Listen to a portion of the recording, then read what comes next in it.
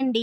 ఇవాళ పాలు, బీరకాయ కర్రీ ఎలా ప్రిపేర్ చేసుకోవాలో చూద్దాం. ఫస్ట్ ఒక కడాయి తీసుకొని, ఆయిల్ వేసుకొని, ఆయిల్ హీట్ అయ్యాక ఆవాలు, జీలకర్ర, ఎండుమిర్చి వేసుకొని వేయించుకోండి.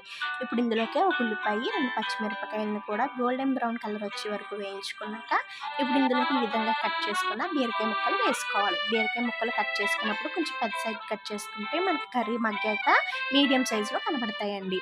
సో, బాగా ఇలా బీరకాయ నుంచి వాటర్ రిలీజ్ అయ్యి పూర్తిగా మగ్గాక ఇప్పుడు ఇందులోకి రుచికి సరిపడా కారాన్ని, ఉప్పుని, అలాగే పసుపుని వేసుకోవాలి. వేసుకొని బాగా కలుపుకొని ఒక 2 మినిట్స్ మగ్గించుకొని ఇప్పుడు ఇందులోకే మీకు సరిపడా కాచిన పాలు గానీ, లేదంటే పచ్చి పాలు గానీ ఒక హాఫ్ గ్లాస్ వరకు వేసుకొని బాగా మిక్స్ చేసుకొని పాలు విరిగినట్టుగా కనిపిస్తుందండి వేయగానే. సో, భయపడొద్దు, కర్రీ అలాగే ఉంటుంది.